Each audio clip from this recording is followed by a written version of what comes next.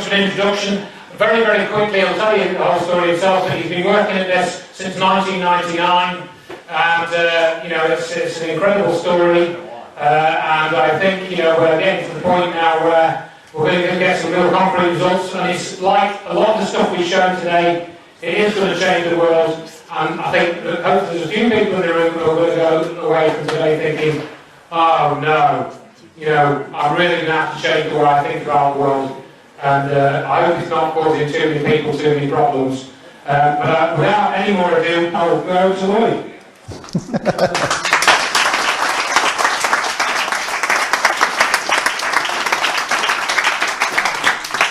I've known Andrew now for about 10 years. He's a good friend. We've been together many times. I've spent nights in his house and everything, and I understood about 10 words of what he just said, if I understood that much.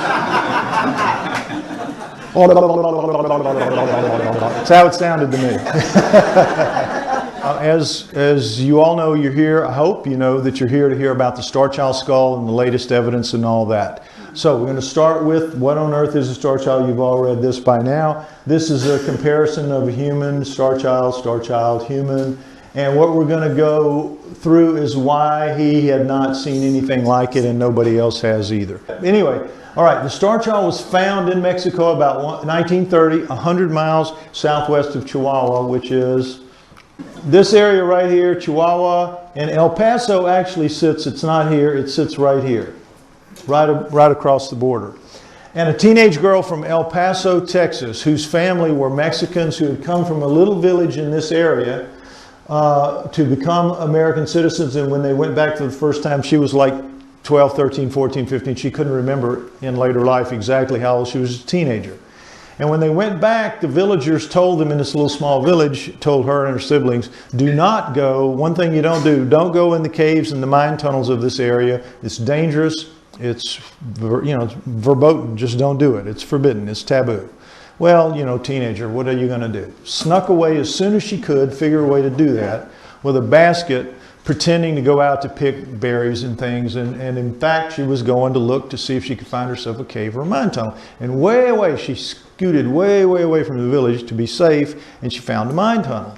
And it looked something like, it's a high desert area, like you all know from the Grand Canyon, pictures from the Grand Canyon in Arizona and all that. Same thing, high desert, and a mine tunnel like this where people are living in it now, you know, very poor people, of course, but that something that would look like that, just imagine it. And as she went into the mine tunnel, she saw a body laying on the ground, a human body like that. It turned out to be a human female, skeleton, full skeleton, about 5 feet tall, lying on the dirt. Got a little closer and she noticed there was kind of a mound beside it that struck her as a grave. And so she got a little closer and she saw that what she called a misshapen hand, and that's the only word we have, a misshapen hand, was emerged from the dirt and was entangled, wrapped around the arm of the one laying on the dirt. Now, she didn't know the things that are obvious about that scene, which is that the one in the dirt had died, and she, for whatever reason, had lugged this body, which the girl said was significantly smaller than she was.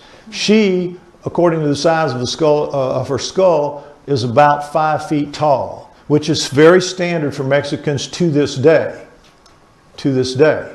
But what we found with carbon-14 testing is that they had died 900 years ago.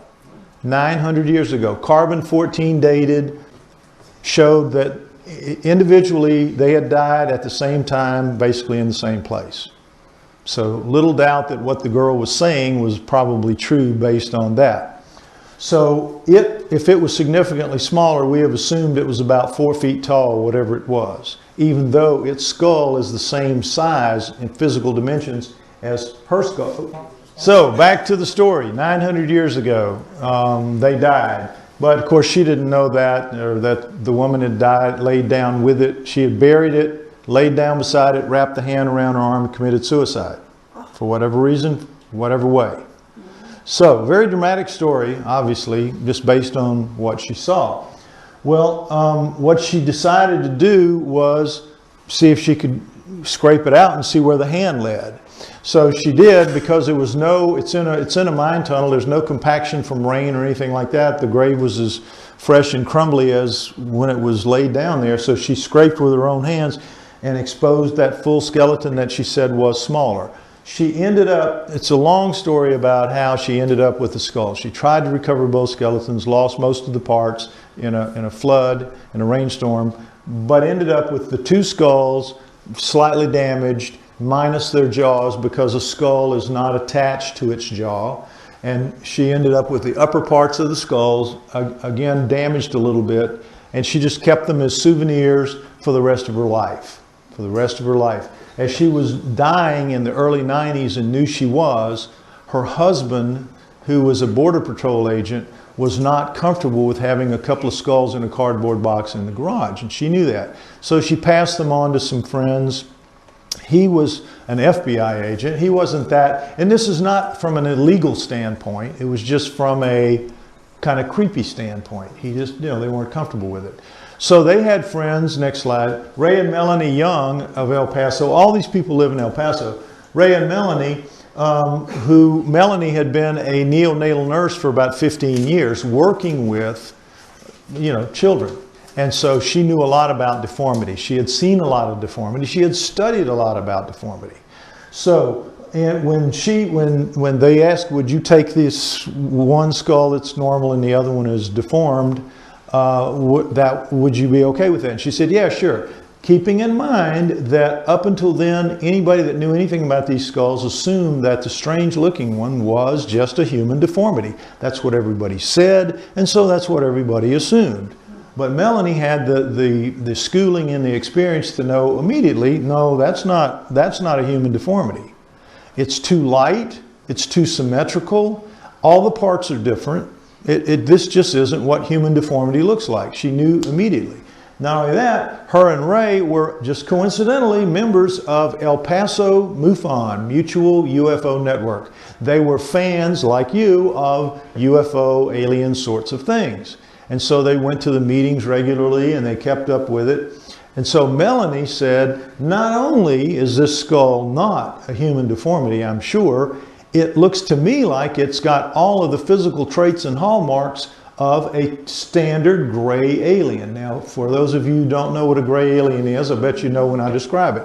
It's that alien that you see with the kind of little mounds up here in the top of the head with the crease down the middle and the very narrow lower face. That's called a heart-shaped face. People that see them say they have like a heart-shaped face and they got these weird black eyes, That's your standard gray alien. So she looked at it and she says to Ray, I think this is the skull of a gray alien. They decided to find out there in El Paso from experts there, and they took it to a few experts, and each of those experts told them the same thing. Well, it's flat in back, so that means it was cradle boarded, and it's got this swelling in the parietals, and that means it had water on the brain. So it's just a hydrocephalic, it's cradle boarded hydrocephalic. Take it home, forget about it. Put it in the blender and forget about it, or throw it, just forget about it. Nothing important, nothing unusual, nothing unique. Well, Melanie knew better, but she couldn't get past the initial wall that was thrown up and that I have dealt with for years and am still dealing with. That was the first foray, the first shots fired against that wall were fired in El Paso. So they went to the next MUFON meeting and they said, look, we're getting nowhere with this. Who in the field of alternative knowledge talks about skulls, knows anything about skulls? And somebody said, well, there's this guy in New Orleans named Lloyd, and I've seen him do a lecture and he talks a lot about skulls, because I was dealing with, at that point, hominoids and human origins. That was my field. And so I was indeed talking a lot about skulls. And so they said, okay, so they contacted me and they said, the next time you're in the El Paso area, would you come by? And we have something we think you'd really want to see. And so I said, sure. People would, show me interesting things all the time. I never said no if it wasn't out of my way. Why not, So I went by El Paso February 18th, 1999. And that's when I saw them for the first time. They pulled those skulls out of the box. And I have to tell you, it really amazed me just like it did Melanie, because I knew enough to know I was looking at something very unusual. I did not, however, believe that it was an alien. I didn't agree with her because I just couldn't believe it. I couldn't wrap my head around it right away. that this was possible, although I said it's probably some kind of deformity or combination of deformities that we just don't know anything about, some really rare exotic malady.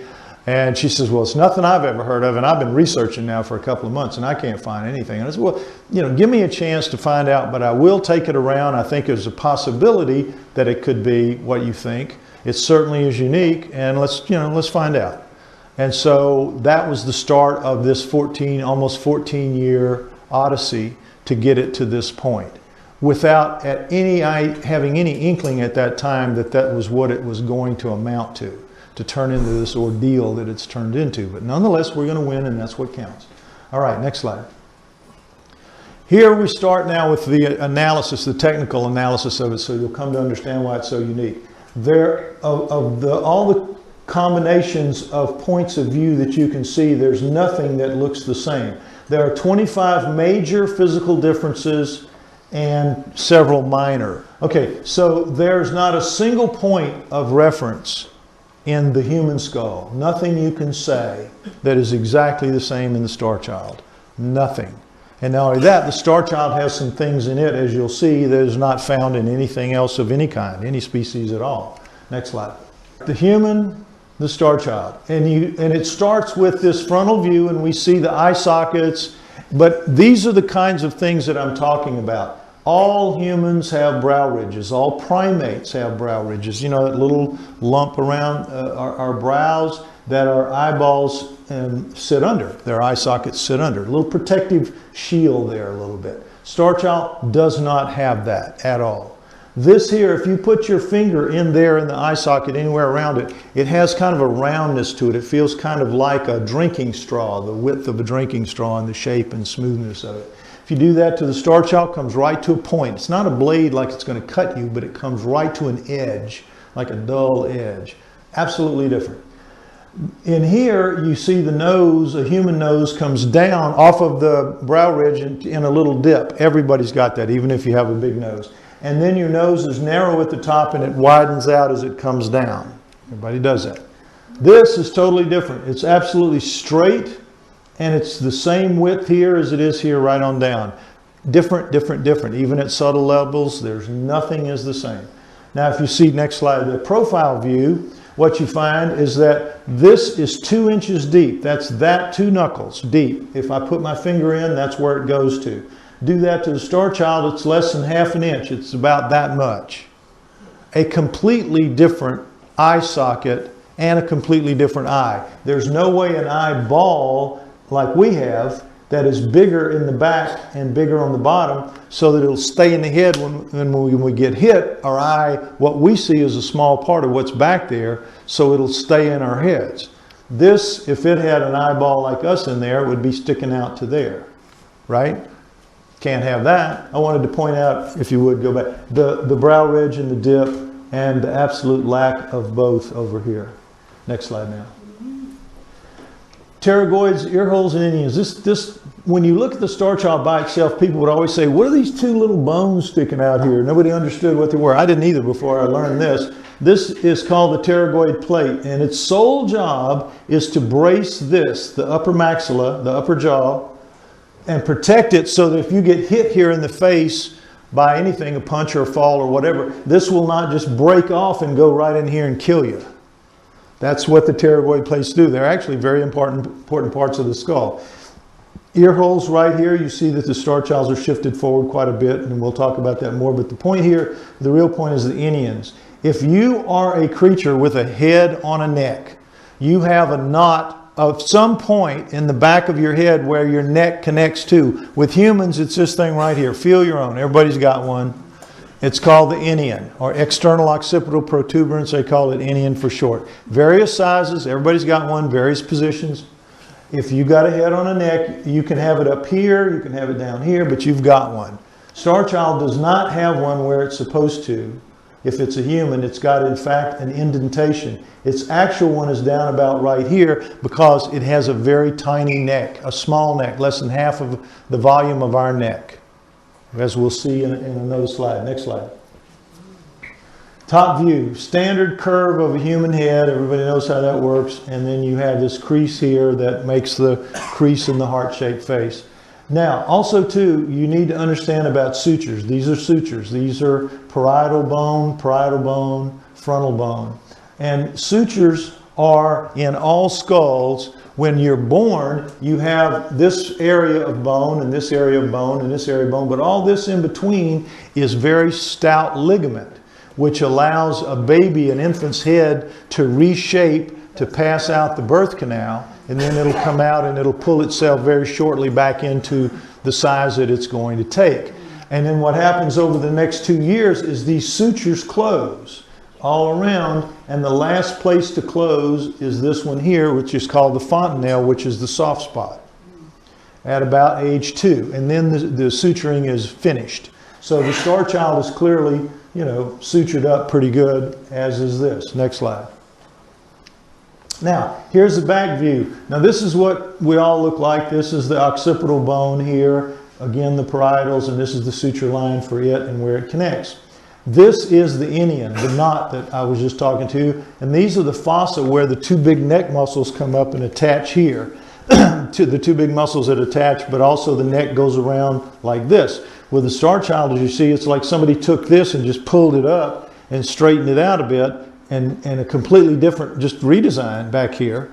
And this is where the inion should be, and it's just this dent kind of compression. And this is its real inion, this little bitty nub of a thing right here, and that's its fossa compared to that. You can see how much dramatically reduced it is. Next slide. Balance points of craniums is kind of pretty interesting. In a human, this would be more out here because this is cradle boarded, and we'll talk about that in a minute. The female found with the human was cradle boarded. It's an important point, and we'll talk about it later. But for right now, understand that the balance point in a human neck is at about the 2/3 from the front, because all this is solid bone and brain, and a lot of this is hollow. You have big frontal sinuses that take up a lot of room here. You have the deep eye sockets, you have the nasal passage, and you have the mouth. So basically the front of our face is hollow, basically. So you've got a fat kid and a skinny kid on the seesaw. Well, you got to move the fulcrum back toward the fat kid so that the skinny kid gets a little more leverage, and that's what you have to have here. And that's what nature has provided us with. A neck set back so that the spine comes in here and it gives us proper balance. Starchild, completely different. Does not have frontal sinuses, as you'll see, as those very shallow eye sockets. We assume very small nose and mouth because everything about it is small. We'll talk about that. So that the balance point had to go forward because you got all this extra brain back here, even though it's flattened out, to give it balance, perfect balance, front and back and side to side. Now why? Because it's got that skinny little neck down here that we're going to talk about. Balance is really important for something that is like a weird shaped golf ball on a tee. Now, you guys play cricket here. It's baseball in the States, but the same principle holds. You take a cricket bat, and you hold it in your hand by the handle with the bat part of it sticking straight up. I mean, absolutely straight up, vertical. If you do that and you hold it, it's not that hard to hold it. You'd be surprised, not that hard to hold it. You tip it off even 1 degree, 2 degrees, 3 degrees, and as you start doing that, it'll just pull you over because gravity takes over. But if you can keep it straight up over the center of gravity, gravity works for you. That's how it is with the Starchild, and nature understands that and gave it what it needed to have its head balanced properly on its neck. Now, if it's a deformity, how did nature know to do all these things to make it work? Yeah, right. Anyway, next slide. Now, this is really important to keep in mind. The cerebellum, this thing right here about the size of your fist, sits back here in the base of your neck, and it's extremely well protected. This is some of the thickest, toughest bone in your body, and it's protected by neck muscles as well.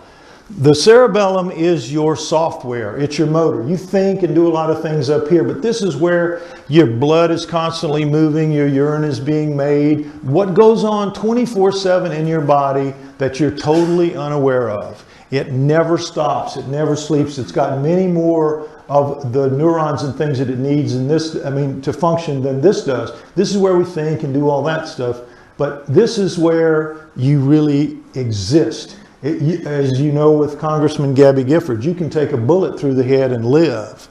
You can't get a nail pounded into that and live. You got to have this. So it's taken care of. Your body takes care of your cerebellum. What it does is in here, if you could stick your finger in the foramen magnum, you would feel these flanges of bone. And when I take the models and copies around to let people do it, and they'll say, yeah, really there.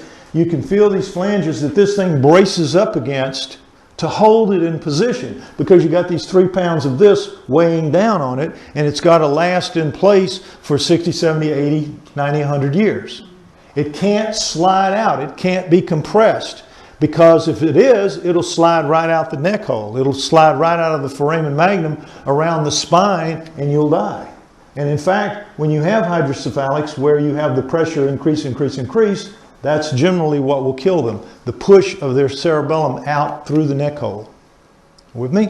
Okay. But with Starchild, as you see, we've got a very different situation because of the flattening back here. This has to be more in an oval shape, and you got so much more brain up here. Now let me mention that. This is a standard 5-foot tall female, standard head, and she's got a 1,200 cubic centimeters of cranial capacity.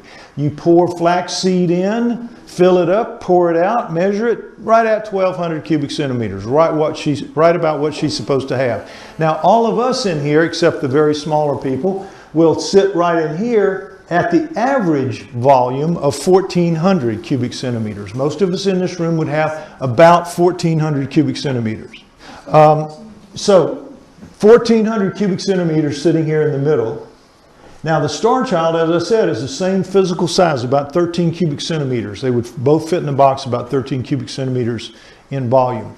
And yet, it has stunningly, shockingly, 1,600 cubic centimeters of brain space in there. Pour the flaxseed in there and you hit 1,200 and you keep going, you hit 1,400, you keep going, up to 1,600. It's amazing. 400 more than it ought to have. Where does it fit? We don't know. The bone is much thinner, that's true. A lot of space taken up there, no frontal sinuses, very shallow eye sockets, but you have the expanded parietals, but then you have the flattened rear. We can see maybe 200 more extra, maybe. Can't see 1,600, don't really understand how this works. But that's a lot of extra brain weighing down on the cerebellum. That's the point. A lot of extra brain. And guess what? You know those flanges that we have? Doesn't have them.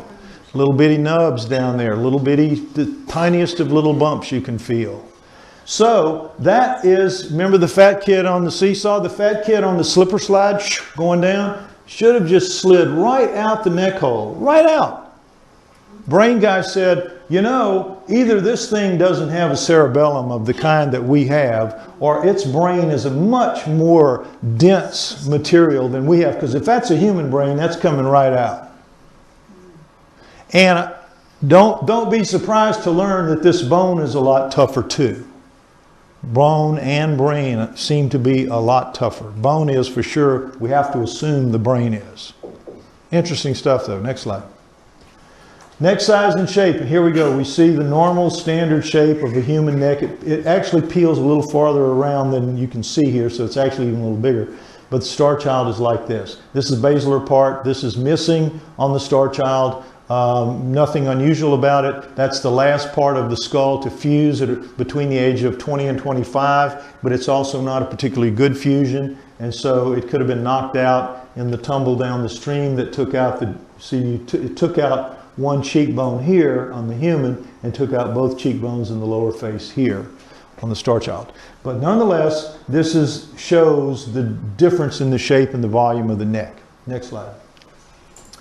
This is the absent inion that we talked about, and this is the fossa for the Starchild where the muscles connect. And here you see the spread of the fossa, the size of them, and this is the inion where it, here where it should be. And you see very clearly here the difference in the size of the muscles that attach the neck, a very small neck. Next slide. Zygomatic arches, cheekbones. Your jaw, your lower jaw is not attached to your skull. All that holds it to you is your cheek, the cheek muscles that attach up here to your head. Muscles attached to it, go up through the cheekbones, spread out, and attach it to your head. When you die, your jaw becomes disengaged from your skull. Somebody lifts it up, the jawbone stays there, not connected to your head. Next slide. We see that this is the case, and it comes up, and you can see the difference in the texture of the bone where those chewing muscles attach. About half the size in the Starchild as the volume right here. Very clear. Much smaller, much reduced lower face. Next slide. Okay, x-rays show that the Starchild, like any vestige of frontal sinus, and this is the x-ray eye socket, and this is the frontal sinus, and this is the x-ray of the Starchild, and you see there's no vestige, not even a slight thing. Now the first test we had done, first test I was able to arrange was an x-ray test of the Starchild skull and the maxilla. And the x-ray tech that looked at it, he says, oh, well now this is really interesting. Because you can have the sinuses be two different sizes. You can have them be shriveled up, you can have them be, pretty bad looking, but you're always going to see some piece that they attempted to grow. You'll always see vestiges of it. And he says the fact that this thing lacks that, he says that's really unusual. It really is. You ought to look into this kind of thing, which we intended to do. But what's interesting about it is, what do you think your sinuses are for? What do you think they do? You think it has to do with being sick, right? That it somehow helps you clear your, clear up a cold or do whatever your sinuses are, and they deal with hay fever and things like that. It's not true. What your sinuses are there for, and what they do primarily, is they allow your voice to resonate. They allow me to talk to you as I'm talking to you now. Because if I didn't have sinuses, I would sound something like a robot or something like that, like a machine talks, because it can't resonate. That's how it would be. We would all talk like that. So what this tells us is maybe the Starchild had no need to talk. No need to talk. And when people encounter grays, one of the things they always insist is they communicate via telepathy. They don't talk. They communicate. I know what they're thinking. They know what I'm thinking, but they don't talk. And here's evidence that this could be that in action right there. Next slide. Now, this is a CAT scan of the Starchild, but it's just to symbolize to you that the Starchild's inner ears are twice the size of human inner ears. Now, your inner ear is a balance mechanism, and this goes back to the Starchild having that big honking head on that little bitty neck. It probably needs more fine-tuning in the balance to hold it upright. This is what we assume. But it does have inner ears twice the size of human inner ears. Next slide. Exterior surfaces of bone. This is great. Human bone, imagine, all bone looks like this with these little dimples here. Now, what are they? You've all heard the story of your cells change out every 7 years. You know that. All but your brain. Your brain stays the same, but all the other cells in your body change out every 7 years. And it's true, they do. That's the 7-year itch, and the study of the 7-year changes of life in the book Passages and that whole school of thought there, but it is true. So in the Starchild and everything else, humans, excuse me, not in the Starchild, humans, what would happen is, let's say a cell here. It's here and it starts to journey toward this hole and it moves in here, and within 7 years it's going to go in that hole and it's going to be dissolved and be passed out. Meanwhile, another one of these holes, and you can't tell just looking at them which is which, is going to be pushing new ones up to take the place of the ones going down. And this is going on all the time. Everywhere, in all parts of our body. We are changing out all the time. And after 7 years, my cells don't like yours anymore. I want a divorce. That kind of thing. It is a function that happens. So if that's true, how does the Starchild lose them?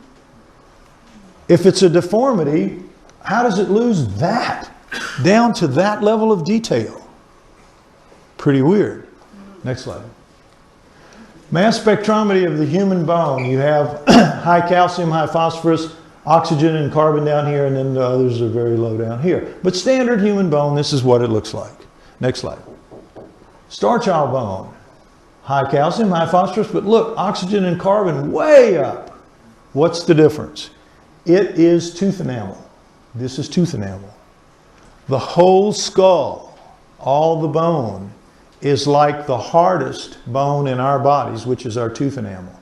It is, and our bone is tough, don't get me wrong. Bone, animal bone, human bone, pretty tough stuff. But tooth enamel is the hardest, and the Starchild, because it's very thin relative to human, is much harder. It is tooth enamel, like tooth enamel, chemically. Next slide. Upper right maxilla fragment has a nasal passage and is very small. This is that piece of maxilla that I was talking about, and what that is this part here, from the middle around, this part of your upper jaw, right part, that piece detached. And it used to have 2 teeth, now it only has 1. I had to give this one up for testing, forgive me, but you know, I made mistakes like everybody does. There was no instruction manual when I got this thing. But anyway, here's the nasal passage. So we know that it breathed, it had a breathing mechanism. And what this 1 inch is, don't let that fool you, there was at least another tooth there, at least another one. So it was a little bit more, but it was small. It is small, small mouth. Next slide. And when you double that up, the piece that we have, what we find is the roof is flat, flat. Now what that tells us is it has a very small tongue, a very flat tongue, like a piece of cardboard or something, or no tongue at all. But since its teeth are worn, like it was eating something, I assume that it had a tongue but very flat compared to ours. Something that could just flip the food back or something. But not a tongue like we have for speaking. You know how our tongue is a lot of its use is for speaking because there's just no space for it. The curve of the roof of your mouth is where your tongue fits. So this is another piece of evidence that the Starchild had no need to speak. No need to speak. Next slide. The x-rays of the maxilla fragment with one of the teeth gone shows that you have 5 crowns ready to come down. Now, again, back at that first x-ray in the first week, the guy saw this and he says, well, you got 2 teeth down, you got 5 teeth up in the bone ready to come down. That's a kid. That's 5, 6, 7 years old. That's a kid. So we said, okay, child. And that's how the name Starchild evolved. We believed it was a child. Later we found out with expert help that the teeth were too worn for a child, as you'll see. Next slide. Too much torque has to be applied to chip the enamel like this, to crazy enamel. You get this from cracking walnuts and things like that. I mean, really hard work. This is from eating gritty food made with a mortar and pestle made of stone, like that. So you've got all the, you know, the chipping, and you can see the different chips here and the crazing.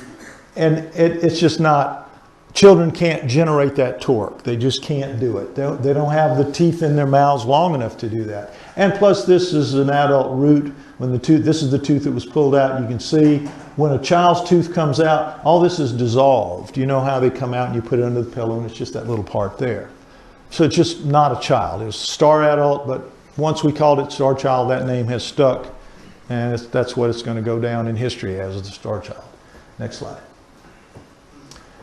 How the skulls look now after removal of bone for testing, and this just to let people know how much we've had to cut out of it, and there's also about that much gone out of the backsides. Not the human. Every time we test the human, we get what we want the first time, so it's much less damage, but with the Starchild, they don't get what they want, so they keep cutting, trying to find it, and you know, you have to cut that much more out of it. Next slide.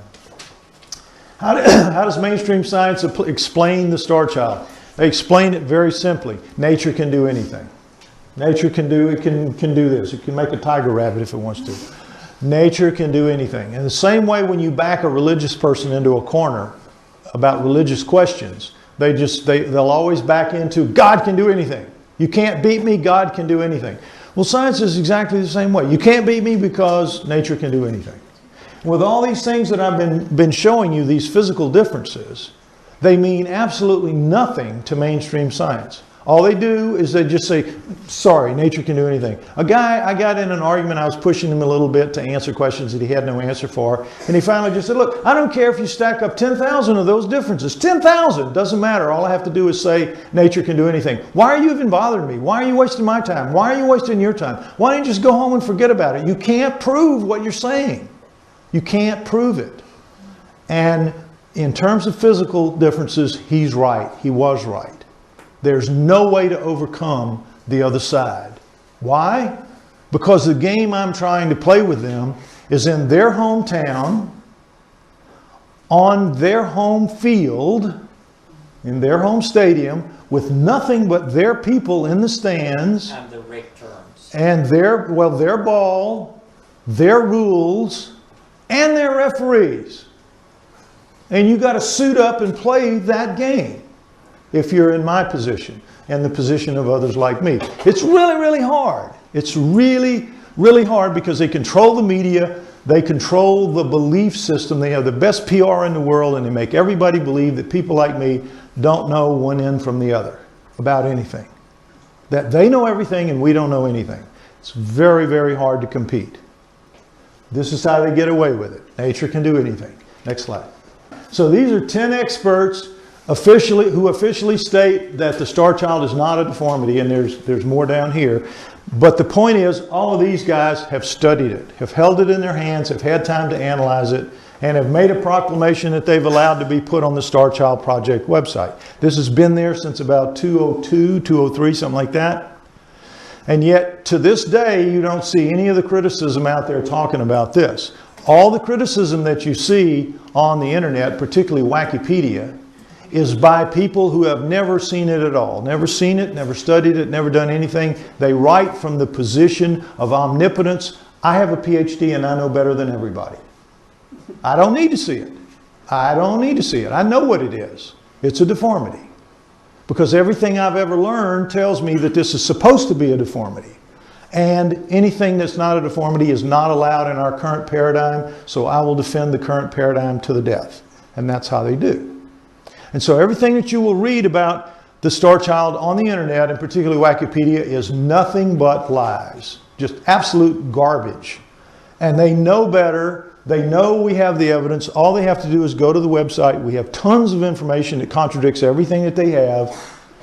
And yet, you still read that garbage on the internet. And people all think, the first thing they do when they meet me and they start learning about this is they run home and they read what Wikipedia has to say about it. And they say, oh, that guy's lying. That guy's a fraud. That guy's a hoaxer. Because they believe Wikipedia. And let me tell you something about Wikipedia. You have the belief that it's written by people who know what they're talking about. Okay? If you want to read about how to shoe a horse, you're reading it from somebody who does know what he's talking about.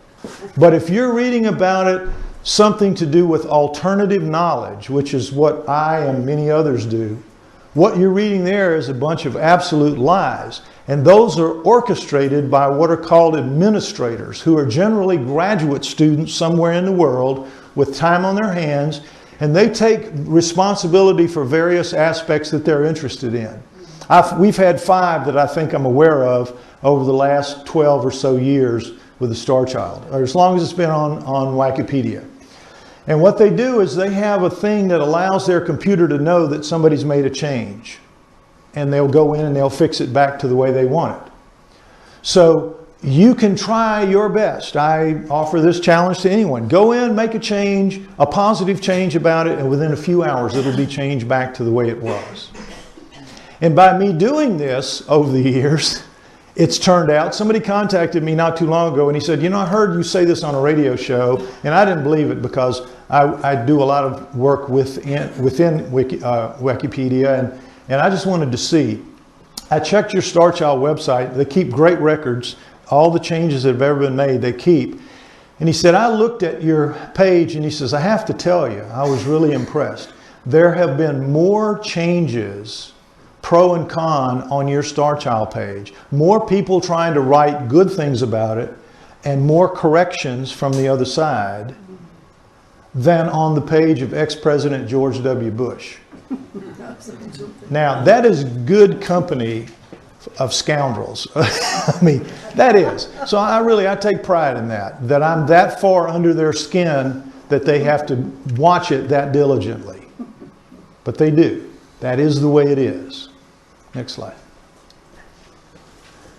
What they say is that still to this day, you will still read cradle-boarded hydrocephaly, and now the new one, progeria. It used to be just cradle-boarded and hydrocephaly, and that stood because they could get away with it. But I've hammered them so bad at things like this, as you'll see, that they, a few years ago, 3 or 4 years ago, they came up with that one, and you'll see why. I'm going to go over each one now. Next slide. Cradle boarding, you all know, I hope you know, is the practice of primitive societies where you put a baby on a board to put on the mother's back in societies where the women have to work very diligently within a few days of birth. They put the baby back there, they swaddle it, And they have to strap the head down lightly, not crunch it down, just lightly strap it down so that it won't snap around like that as she works and damage its neck. Just hold it down. But because the bone is so soft over the time that it has to stay on the cradle board, it is going to flatten out as flat as the board. And the human that was found with the Starchild 900 years ago, very common, she was cradle boarded. And her back of her head is absolutely as flat as that table, about the size of the palm of my hand. It always starts right at the top of the inion. Can't go below the inion because you can't tear neck muscles off. It has to stop right there, and it stops up at the crown, and that's how it is. And flat as that. So it has to be flat. I'm sorry. Go ahead, next slide. You're right. So with the Starchild, what we see is that it isn't flat. It's got its natural convolutions. You can see them in this shot, and you can see them especially here. And if you ran your hand over it, you'd feel the natural convolutions of the bone, which bone normally has. It was never put up against a board. I mean, never. Morons and even sub-morons, poorly performing morons, can see this and understand this. But your average PhD cannot. Cannot. Next slide. Again, cradle boarded head positions. This is when it's standard, no cradle boarding, when they're both looking ahead. This is the angles of their heads. But now this one, if it's cradle boarded up against the board, kicking back, mom's working, catching some rays, no problem. Everything's fine. Starchild, Mom, please. Oh.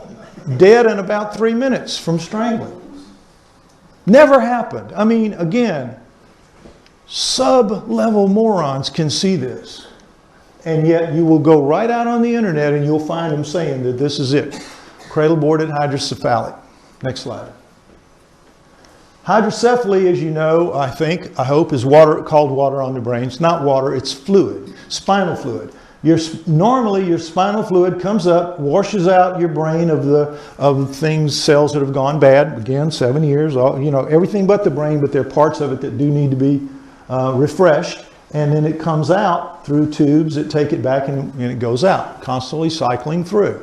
But if these tubes are clogged or in some way impaired, it won't go out, and it just keeps blowing until you die. Till the pressure gets such that it squeezes the cerebellum out of the neck hole, and that's it. This is invariably a death sentence, especially 900 years ago. Today, I mean, this used to be, this is like a third world country, because today, just anybody that's born with it, it's a pretty easy fix to put shunts in there and allow them to go on. There are people, you don't even know what happened to them, generally. It's so easy to fix now. But again, not in all countries. But if it isn't fixed, and this is what you get, it's going to expand at the sutures. The sutures are not going to come together because that's the weakest point. They're not connected. It's easy to see. Next slide. And same thing, blowing up a balloon, you're not going to be able to put a crease in it. And the sutures are all together. Sub-performing morons can see this. The PhDs can't. You will still see them saying this is the answer to the Starchild. Next slide. If that suture is fused, you can get a crease. If it's abnormally fused, meaning just smoothed over fused. But you can put a camera, as we did up in here, to see this from the inside, and you can see the light shining through. Absolutely perfectly normal sutures all the way around. And they know it. Look, it's not like they don't know it. It's not like they don't know it. We're on that field playing that game. That's what it is.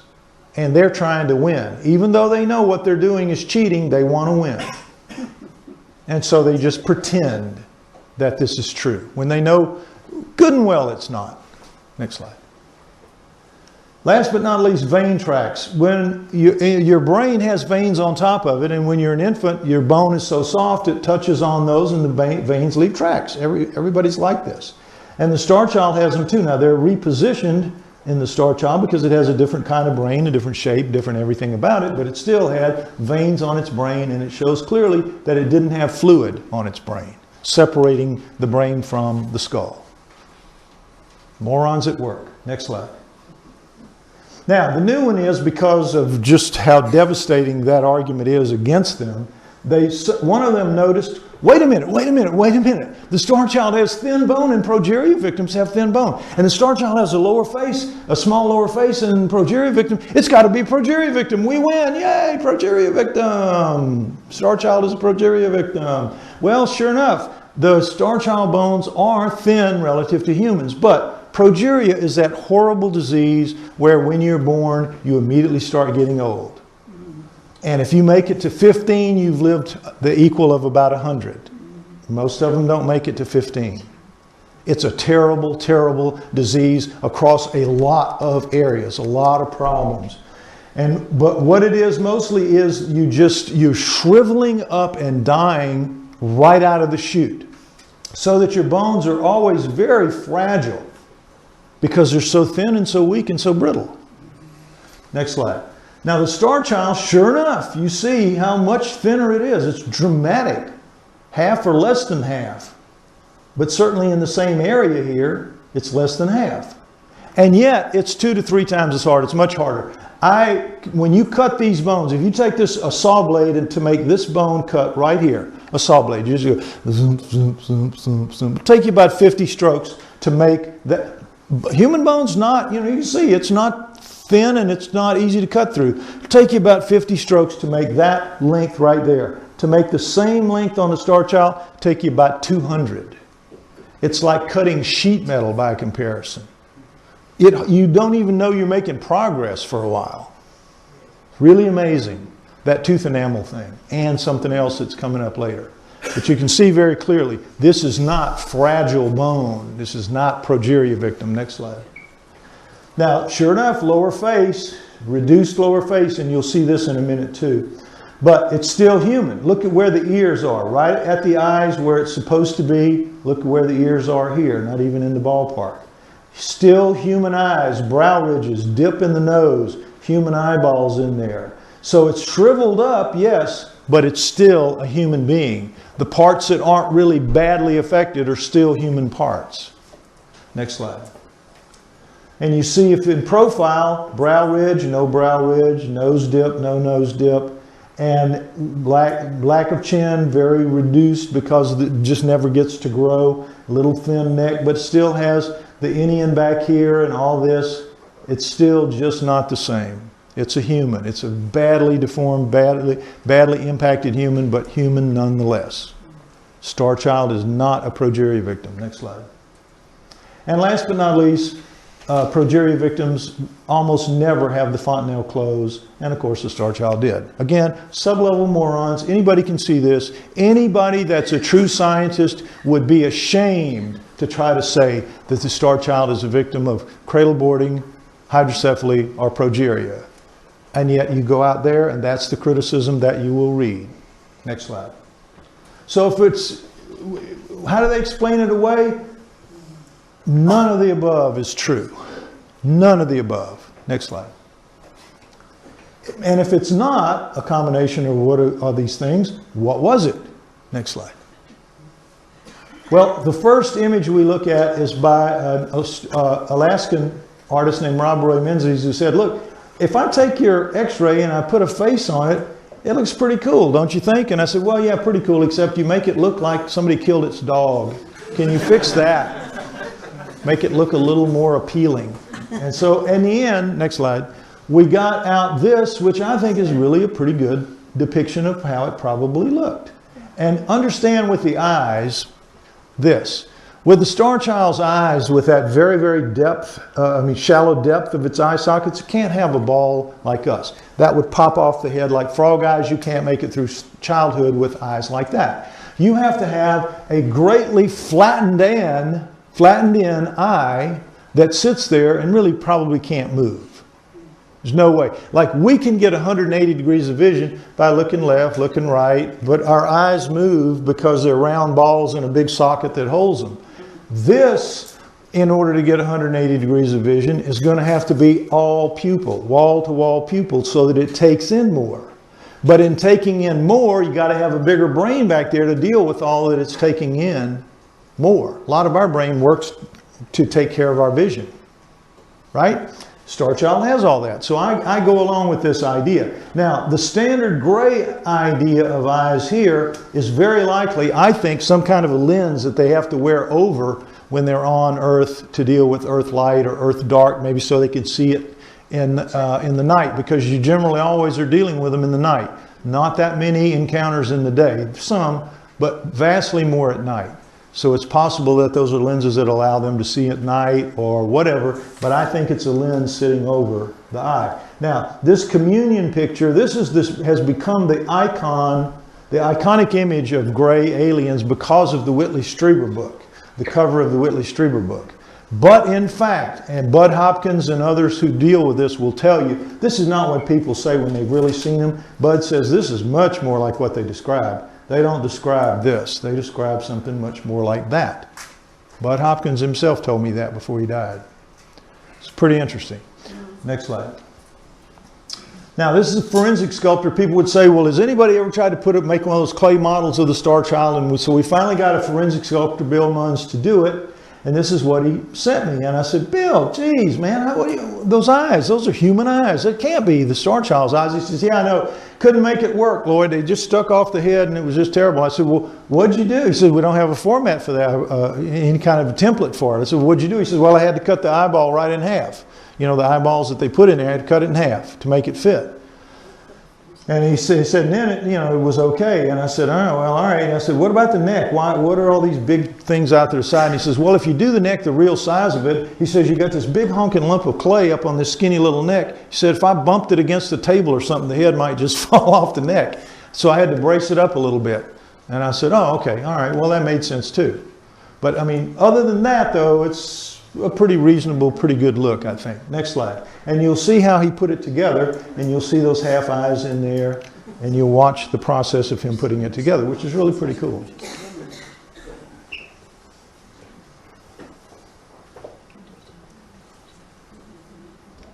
Next slide. And we'll do it again because it's so much fun.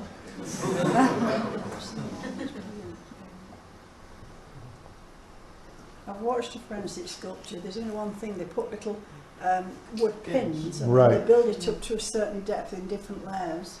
Some do it that way, and others... Put in the little wood pins. Well, nobody knows what the wood things, what they would be, but I asked him about that, and he says, no, the oldest of us do it this way. The youngest of us have learned in college to do it the new way. But he said it's the same effect. I mean, it looks good to me, other than those things. Okay, next slide. Now, this is from a guy named Chris Murphy, who, I don't know how many of you are interested in hominoids like Bigfoot and the Abominable Snowman and all that, but he does the best books and some of the best literature, but particularly the best books about that subject. And he does analysis of hominoid faces relative to human faces, and he did this with the Starchild. It turns out that our faces are very well proportioned. From here to our chin, our eyes are in the middle. From our eyes to our chin, our nose is in the middle. From our nose to our chin, our mouth is in the middle. It just divides down like that. It's really pretty cool. Starchild, nothing like that. Very different in each case. Now, people have said, well, could the Starchild, something like the Starchild, if it made an effort, could it disguise itself and walk around among us? Can there be aliens walking among us, or at least Starchild people? And so I posed this challenge to my assistant Vivian, and here's what she came up with. Next slide.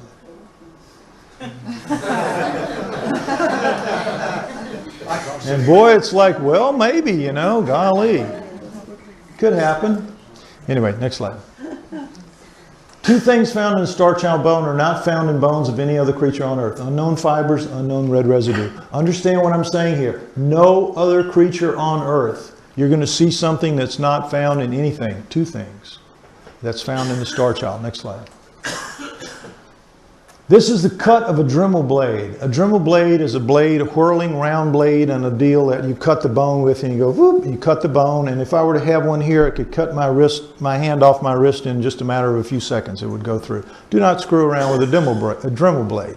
Tough. So when they cut some of the first pieces of bone out, not the first pieces, but some of the first pieces, but they looked under with a little chip with a scanning electron microscope, the person said, what is all this? What is all this? What is all this? Well, what is it? We don't know. So you never see this. This is incredible. How could it resist the Dremel blade? Well, it turns out that these are fibers. Next slide. These fibers are woven into the matrix of the bone. Here you see one of them where the blade passed just over where it lays in that track right there, like rebar in concrete, to add strength to the bone that's already super hard. Because these fibers are really, really durable. You can see that one's torn, but somehow this one came along here, it got ripped out of its track and came out here and got wrapped around this fatter one here. They're different kinds. They're different kinds of fibers. And we've had it checked with mycologists. It's not anything that grew on it or grew there. It's not fungi, bacteria, mold, anything like that. It's in the bone. It's in the matrix of the bone. It's woven in, not known in any other animal species on Earth, as far as we know. Next slide. We see another one here, the flat fiber snagged down here, and another kind, but what you see here up close is it's sheared off. The Dremel blade, it resisted the Dremel blade to the degree that it tore it off instead of cut it through like it would do my arm. Tough stuff, whatever this is. Next slide. And here we see one absolutely clearly buried in the matrix right up at the surface of the inner part of the bone. What is it? Don't know. Next slide. Now, bone chips cut but not polished. When you cut, the bone turns into powder. When the blade is cutting, powders it, and so it blows into the cancellous holes. Human and Starchild. You can see because the Starchild is so much denser, it makes more powder. That's basically it. So, if you take a piece of this and instead of cutting it, once you've cut it, if you take pliers and you snap off a corner, which you can do, snap it off, and now you get a nice clean edge. And if you're very careful, you can take lapidary tools like you use to polish jewelry, and you can polish that bone and you'll get a nice clear look at what's in the cancellous holes. Next slide. And what you see with human bone, this is the top, it's so big relative to the Starchild. This is the top, this is the inside.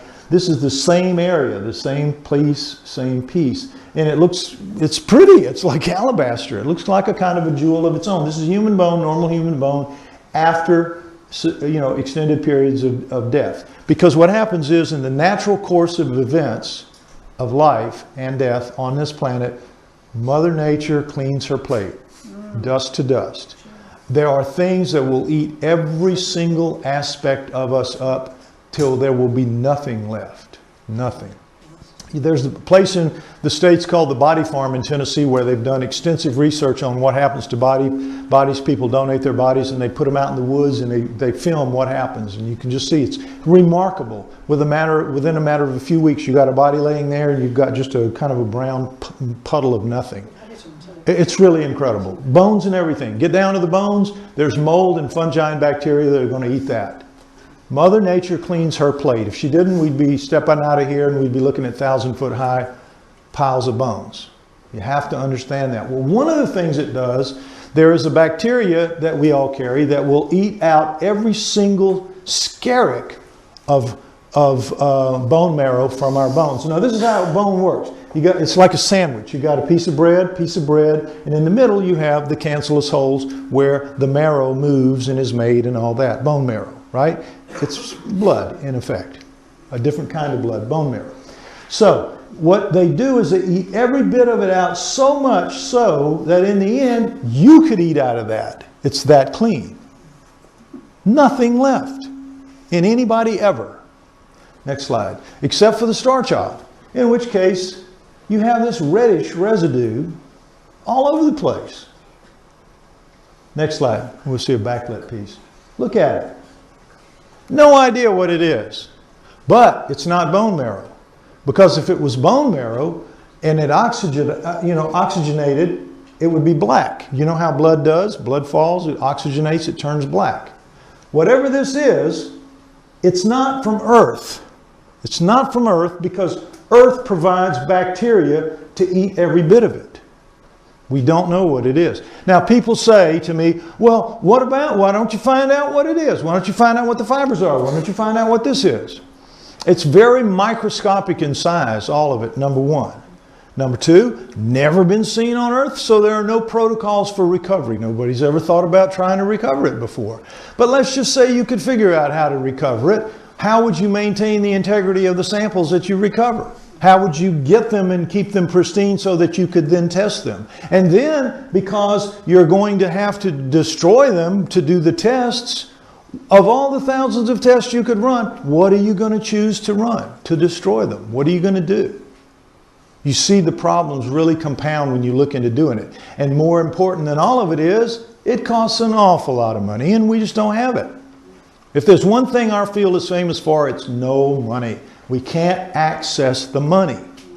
The PhDs keep it all to themselves to do their stupid, flea research or what, I don't know if you ever read the crazy things they spend their money on, but nonetheless, we don't get it. They make sure we don't get it. And we have to scrounge around the way we do, and that's one of the ways they keep us down and out of the way of really bothering them. We'd love to know, and one day we will know. When it's appropriate and okay for science to deal with the Starchild, all of these things will be dealt with. Just like Otzi the Iceman, they've spent, $50 million on him over the years to find out everything they could possibly find out about him. The Starchild will be like that one day. Price will be no object. But not now, not until I ram it down their throats and they're forced to deal with it. Okay, next slide. All right, so this is basically just saying what I've been telling you, that the physical stuff just doesn't matter. But guess what? Recently, our geneticists recovered and sequenced several choice bits of clear-cut DNA evidence, and I'll share that with you now. This is quite a ride, and it is. Now, we're going to move into the DNA. Next slide. Did you get that from the teeth? The DNA? No. Bone. We can't. We're saving the teeth for the one that goes to film the final. So we just get it from the bone. But the Starchild's DNA is good. Okay, everything about the Starchild skull case comes down to DNA. Now, this is where you have to start learning some things. So I'm going to kind of go slow, and I'm not going to leave anybody behind. Don't worry.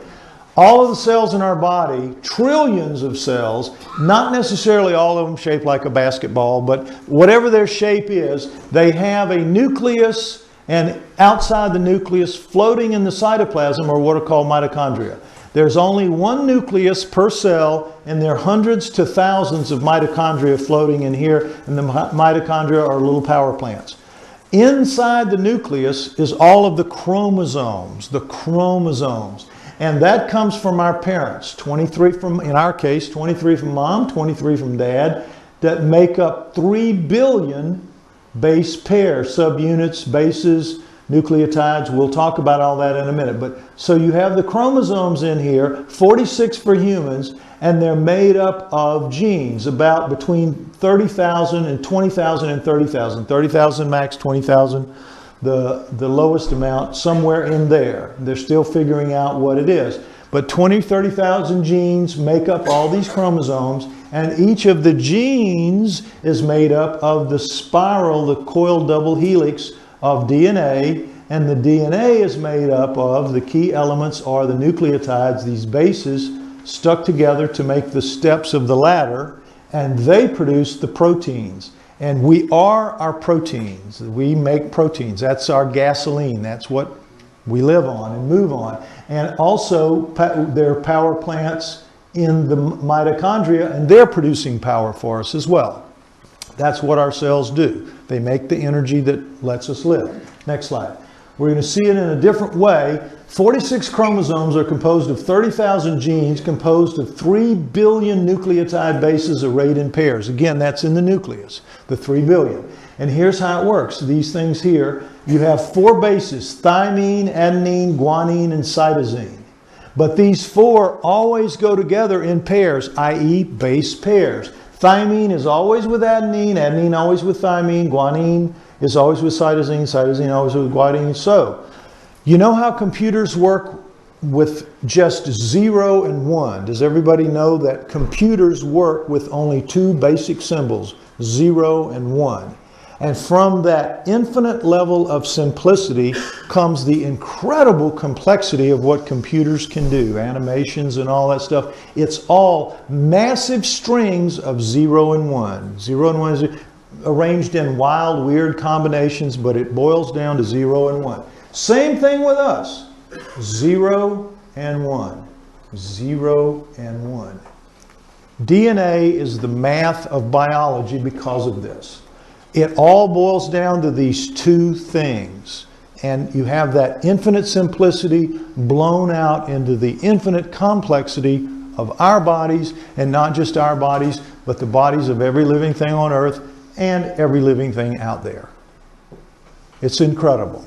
It's incredible to know this. So you have that, and these make up the ladder steps here. And this, imagine, is the 20 or 30,000, the chromosomes, of course, the 46 chromosomes, 30,000 genes wadded up inside the nucleus like wads of rubber bands.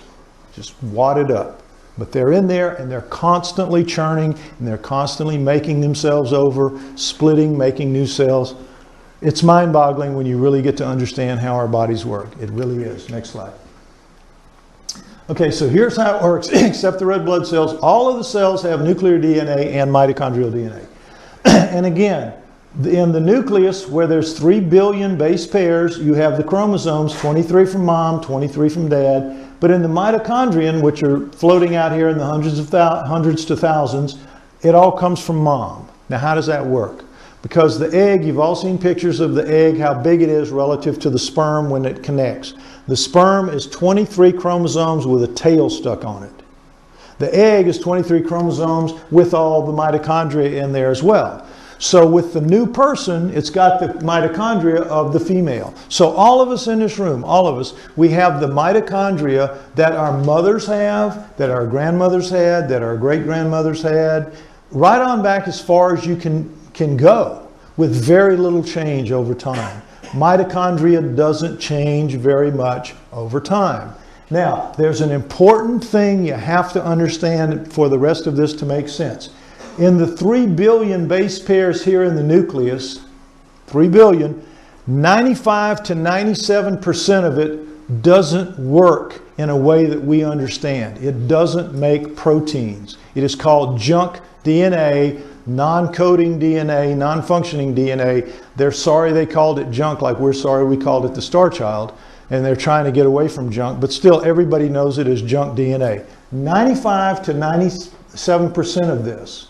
So that all it's really making us operate is about 90 million base pairs. It's still a lot of room, but 90 million as opposed to 3 billion. Now with the mitochondrial DNA, it's exactly different story. There are only 16,569 base pairs. It's a very precise number. You can have 70, you can have 68, but nearly everyone who's everyone who's normal has this, and you don't want to be off normal. And it's a very precise number, 16,569. Now, with mitochondrial DNA, the same story is reversed. 95 to 97% of this works, and only a very small portion, 5 to 3% of it, does not work. And so, if you're going to have a mutation or a difference or a variation in here, and you're not in that 3%, you're going down if you're an embryo. You're not going to make it out. You're not going to be born. You've got to be normal in here, or if you have a variation, it's got to fall in that very narrow window to leave you alive and to let you push that into the gene pool of your haplogroup, whatever your haplogroup is going to turn out to be, because you now have a variation that's going to make a new haplogroup, or part of a new haplogroup. Stuff we'll talk about in a minute. So you can hit in here with mutations in that 95 to 97%, and it's not that bad a problem. Only when you get into the small portion that works, if you have a mutation there, do you begin to have problems. And guess how many we have? Over 4,000 genetic disorders in our gene pool, making us the most plagued with genetic disorder species there is. And that's for another lecture, but it's basically because we're genetically engineered. We're not a natural species on this planet. Anyway, next slide. That's my other work in human origins and hominoids and all that. This is an early gel sheet where the early part of DNA was where you were recovering with primers, 20 to 30 base pairs long, very tiny little strings, and you had to know what it was. Just understand that in the early days of DNA, it was the Stone Age compared to where it is now. Next slide. First DNA test done on the Starchild in late 1999 was done because there were 6 labs in the world that could handle what's called ancient DNA. Ancient DNA is dead longer than 50 years. Starchild was dead 900 years. So it was definitely ancient DNA. But to do ancient DNA, to handle it properly, because it's so fragmented, it's like, you remember the wad of rubber bands? When it's been dead over 50 years, those rubber bands have been put through a wood chipper, and you've got pieces the size of glitter scattered on the floor. And that's what you've now got to pick up and recover and figure out. You can do it, machines can do it, computers can do it, but that's what you were up against back then. And this lab couldn't do it. It was a forensic lab. Those 6 labs could, because here's why. If a flake of skin off of one of the experimenters, a flake of skin hit the solution, ruined. If a droplet of their breath hit the solution, ruined. Right? It was like you had to work in a clean room. That's why there are only 6 labs that could do it. I wanted some kind of result, so I gave it over to these people. And they started out, I think, with the best of intentions. But in the end, other people on the campus found out what they were doing, and they just put pressure on them and said, get that thing out of here. Just get it out of here. And so, next slide. The report I got from them finally after 2 contaminations was a very weak result, 200 picograms, when 1,000 was normally what you would need. And they said the result is XY chromosomes, which tell us the star child was a male and it's human. They were basically saying, go home and forget about this. This is dangerous. We can't fool with it. You shouldn't fool with it. Forget about it. And I said, you know, this can't be right. And they said, it is right, and we're going to put it out. Now, they again had already contaminated 2. This is another contamination. I don't even know if they even did it. I think they just wrote this because this was what the mainstream scientific community wanted to hear. And right now, to this day, again on Wikipedia, you will read them referring to this test right here from Bold in '99, saying that the child was male and that it was a human. You can read that as if it happened yesterday. As if it happened yesterday, in criticism of the Starchild. And so we were just absolutely floored. When this happened and the word went out, everybody, everywhere heard that the Starchild was a human, and that was it. Next slide. And so for the next 3 years, it was dead. I couldn't get anybody to listen to it. Lloyd, Yes. who funded that lab? Who gave that information? Who were the main funders? The owners of the skull, Ray and Melanie. No. The first lab was funded by Ray and Melanie. Yes. I'm getting to what you're referring to, I think. Okay, so the Starchild skull, 3 years dead time. I couldn't get anybody to listen to me at all. The mainstream overwhelmed me with the lies from that lab. That lab, I know, gave us a wrong result deliberately to get the mainstream off their necks. All right, so at the end of 2002, I had lived out of my pocket for this whole time. I couldn't make any money really. I had gone about $50,000 in debt, and I had to go bankrupt. And my girlfriend at the time said, you are crazy. Go back to who you were. Go back to the hominoids. Go back to the human origins. You can't keep doing this. You're killing yourself. And I would say, but I know what it is. I know what's right. And she would say, it doesn't matter. You can't beat them. They're too big. There are too many of them. You can't beat them. So I sent finally a letter out in November 2002 to the 1,500 or so people that were following me at that time. And I said, I've got to give it up. I can't do it. Ray and Melanie understood. Everybody understood. I'd put my heart and soul into it, and I just couldn't do any more. And so then, next slide, the lady that I'm staying with right now in Highgate, London, Belinda McKenzie, raised the dead. She read that letter and she said, my dad recently died and I've come into some money and I'd like to help you do what you need to do. What would it cost? And I said, I don't even know. I gave up looking. I don't even know. She said, well, find out. Get me a number and let's see what we can do for you. And so what used to be 6 labs in the world that could do ancient DNA was now 24 labs. 24. And one of them was a new lab by 2 young men, next slide, called Rip and Molly and Jason Eshelman. And they formed Trace Genetics, and they said, if you're serious about this, we can get you an answer. Now, they look young. They're in their early 30s there, but they already had about 10 years of ancient DNA analysis under their belt. They had worked on the Kennewick man. These guys knew their stuff, and they had a lab that could do it. And they said, we will get you an answer if an answer is gettable out of your samples. And I said, great, let's do it. So they told me a price. I told it to Belinda, and we came to an agreement. And in July of 2003, they got the result. Now here's how it worked. Cut the bone. The cutting of the bone was amazing. They were just blown out at how hard it was. And so when they put it in, the standard thing you do with a piece of bone, of human bone, is you put it in a test tube and you put a sample of a liquid called EDTA on top of it. You put that test tube in a machine, it's called a rocker arm. It just holds it and it just rocks it back and forth like that. You've maybe seen them in labs, films of them, rocker arms. And you let it go for 1 week straight, and that will slowly, gradually dissolve the bone and leave the DNA intact as a little spidery bit. It looks like spider webs in there, little white spider webs. That's the DNA, that's what you're looking for. And then they go to work with that. They did that with the human bone found with the Starchild. In 1 week, there it was, DNA just perfect.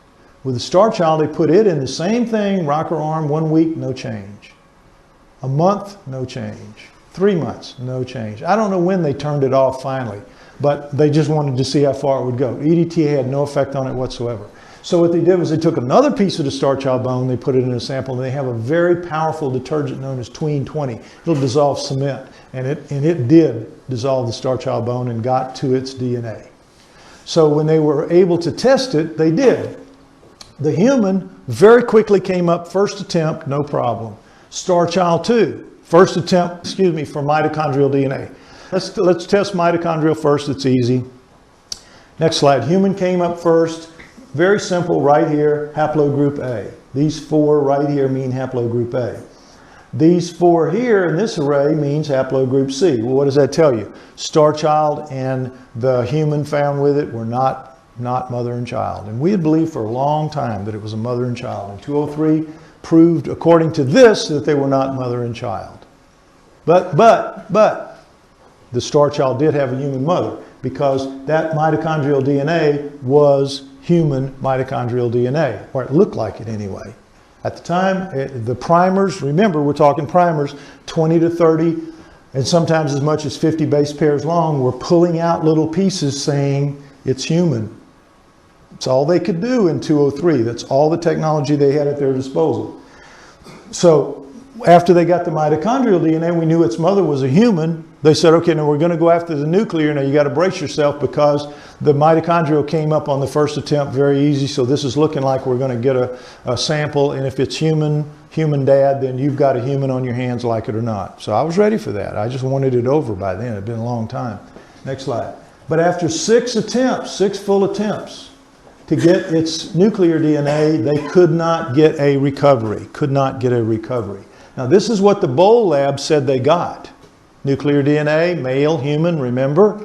But here, these guys absolutely did. This is a forensic dental lab in Canada, used to dealing with just teeth and not dealing with ancient DNA. These guys are used to dealing with it, and they can't find it. So what that means is that absolutely, without a shadow of a doubt, in 203, they proved that the 1999 test was just, as we say down home, flat ass wrong. Just flat ass wrong. Wrong as wrong gets. Wrong.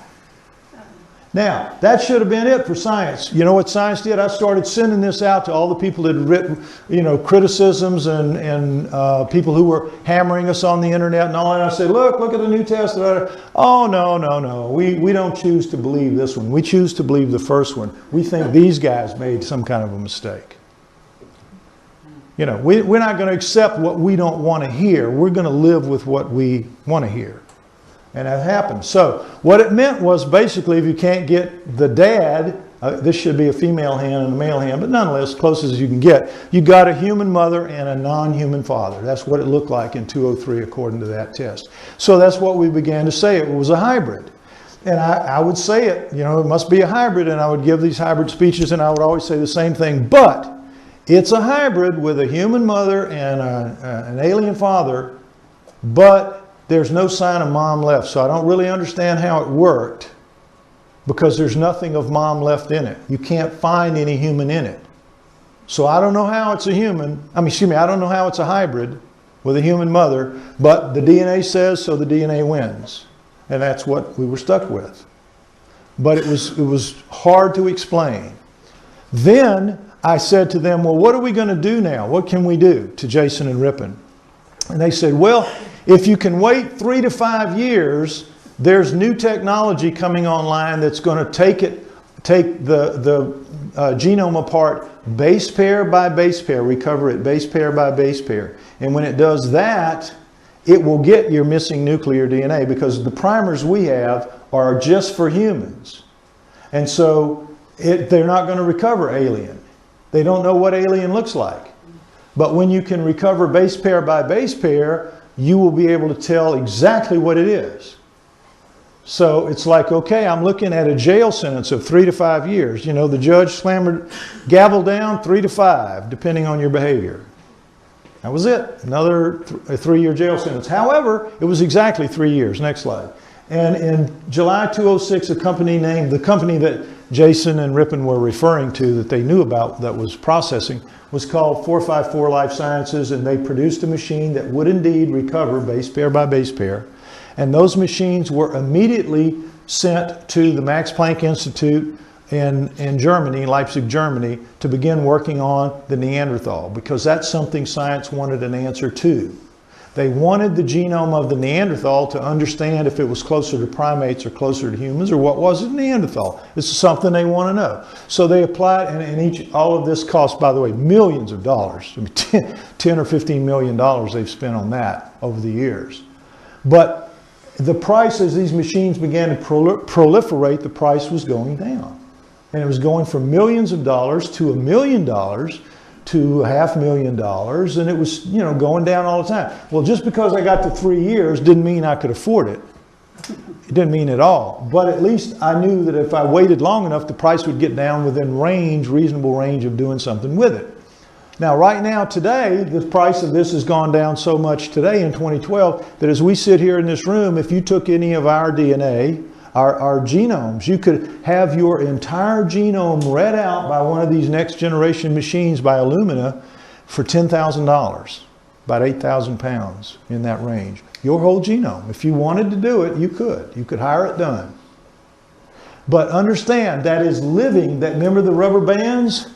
That's the machines going in and breaking each rubber band very nicely and laying it out and laying it out and laying it out. They can do that because it's alive, nothing wrong with it.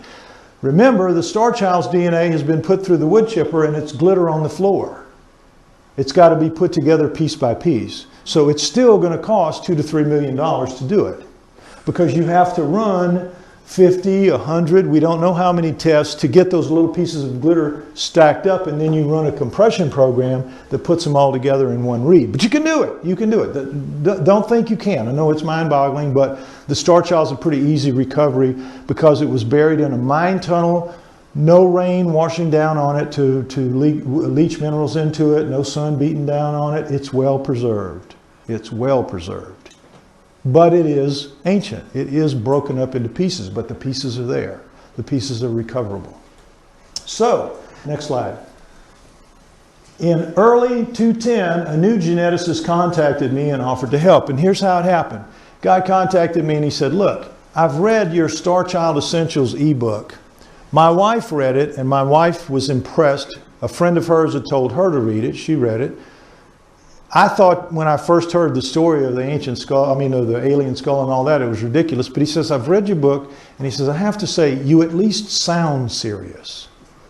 And if you are serious, I have the capacity, because I'm the head of a major lab, of a major DNA lab here in the country, I have the capacity to tell you at least what you have. I don't have the facilities or the money to recover your whole genome for you, but I can shotgun it for some samples, and I can tell you at least if you're in the ballpark here. And I said, again, shove those chips right out to the middle of the table. Let's get this over with. Let it roll. And so I did. I sent him a sample. He broke it down. Next slide. And sure enough, within a matter of a few weeks, he had sequenced dozens of fragments of its nuclear DNA. But all were from the junk. All. But nonetheless, dozens, with hundreds of base pairs long, 200, 300, 400, 1,000, 2,000. It was incredible. For us, it was just like a mother lode. It was over 30,000 base pairs. in one run of shotgunning, over 30,000. Now, since he started, he's got about 50 million. But now that's still a very small fraction of 3+ billion. 50 million. It sounds big, but but still it's very telling what it was, because when he got it, the first thing you do is, remember in 2006 when it started, the people that put the money in these millions of dollars that it takes, scientists don't have that money. They have to get grant money from the US government through something called the NIH, next slide, the National Institute of Health in Maryland. And this is a $30 billion a year budget. And if you're a scientist and you want to test something, you want to get its genome, you apply to them for a grant, they give you the money, and you do it. Well, once these machines were available and proliferating around the country and the world, but particularly around the country, the US, they were doing everything, anything, chimps, humans, people, gorillas, flowers, bacteria, everything they could think of, they were doing genomes. And the only deal was if the NIH put the money up, you had to send the results back to them. And so they have this giant database that by the time we were looking in middle 210, they had over 120 species types in there with literally millions and millions of coherent base pairs. So that if you're now a geneticist, like he was in the middle of 210, and you've got something new and interesting, you don't break your neck trying to figure out what it is. You just send it to the NIH and let them run it through the computers, and they send back and they tell you what the samples are, right? So he did that. He sent those dozens in and got back these kinds of reports. Next slide. For about half of them, they came back, these are called blast reports, this is what you get. They came back with that this 265 base pair fragment was found with a corollary on human sapiens chromosome 1 genome right. They know right where on the chromosome exactly it belongs. But don't let this fool you. This is not saying that the Starchild's DNA is human. It's human-like, okay? It's recognized as part of the DNA pattern on Earth. And it's recognized in this way. If it could just as easily, if he were asking, does it match up with chimps, he would have said yes. Because chimps are 97% the same as we are. Gorillas are 95% the same.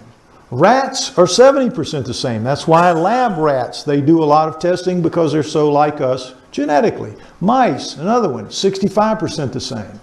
Pigs are similar as well. Yeast is 20%. Daffodils are like 45%? Everything shares the same life code here. So don't be fooled. It just means this is Earth-like, not human, but Earth-like, right? But the other half, next slide, the other half, the impressive part is that the other half, this one being a sample 342 base pairs long, came back, no significant similarity found. Not found in the database. And he said, Lloyd, look, if this was 5 or 6 or 7 or 8 of these, I could live with that as just kind of a quirk. But to have it be half, he says, you really have something here. This is very, very unusual. And if you will let me, I'm going to now try to pursue this with a little more vigor and a little more energy to see what you might have. And that's when it started, and he's been doing that ever since. But understand that he has to do it on his own time, on the weekends, and out of his own pocket. Because when he talked to his administrators about this, and he said, what kind of support can I get from you guys? They said, not a damn bit. And if you let anybody find out that you're doing it or we're involved, you will be sacked probably. That's how it is, because the most conservative elements of science will drop down like a 2-ton tick on anybody that gets out of line when it comes to UFOs and aliens or Bigfoot or any of those things. Got to be very, very careful. So that's how he's been proceeding. And over time, he has been looking for, he also did a spectrophotometer test, and this is really cool too. It illustrates live wave absorbance in pure DNA. And this is what it looks like normally, pure DNA for humans. And no DNA is this, and protein contamination is that. Okay, so he did human and the Starchild. Next slide. And what you see, all right, human, just what it's supposed to look like. and that's the Starchild. And it's not no DNA, and it's not protein contamination. It's sort of struggling to kind of be a human, but it's just something else. It is just something else. So what the 3 billion base pairs, what he was looking for was, he said, I have to find a golden needle. He kept hitting in the 95% that was the junk. But he says, if I can get something out of that 3 to 5%, the golden needle in the 3 billion haystack, if I can get a fragment of that that makes proteins, or even part of something that makes proteins, I can compare it to the human, which is well studied, and we'll really have something there. We'll really have a comparison we can make. I've got to find a golden needle. And he kept trying and he kept failing. But in that process, he found 4 fragments of the mitochondrial DNA. And this became very important. 4 fragments of mitochondrial DNA, because again, remember, the mitochondrial DNA is very well conserved. It doesn't change much over time. Next slide. Now, we know an awful lot about mitochondrial DNA. It's circular in shape. You have 15 genes in it, 2 RNA types, and then the rest normal genes. And they have extremely highly conserved because it undergoes little change over time. We know an awful lot about it. It's highly conserved. It stays the same. We know what. Now, next slide. Get this in mind. You have, of all the, if you had all 16,000, starting with number 1 here, right on through to 16,569 over there. This is just a little slice out of it, right? And among humans, you have 33 here haplogroups. Some people say you have more and that new ones are developing all the time as they do more research. But let's just call it where it is for now. 33 haplogroups, Neanderthal and Denisova. And Denisova is the new pre-human that stands alongside Neanderthal. But they know very little about it because all they have is a finger bone. You've heard about the fingertip bone and the tooth. And they took DNA from that. It was found in a cave with Neanderthals, and they assumed it was Neanderthal, but they tested it because it looked a little different. They tested it and found out that, lo and behold, it had a different mitochondrial DNA count. And if it has a different mitochondrial DNA count, next slide, it's just different. And so what came out of that is that just because you have the finger bone and the tooth, you have a new species that stands alongside Neanderthals, and they know next to nothing about it. It's really kind of a pain in their neck to deal with it because they know so little, but they have no choice because mitochondrial DNA is like the law. If it's a different read from human or Neanderthal, it's a different species, period. Okay, next slide. So, let's go back to our 16,000 here on the wall, and we're going to take out this slice right here of 1255 of the 16 to 1350. This is 95 base pairs. They contain no variations in any of the haplogroups. And by the way, all of us sitting in here, we fall into one of these 33 haplogroups. We have the number of differences that make up the haplogroup. There could be 5 or 6 of us that share the same haplogroup and we have absolutely no relation to each other at all.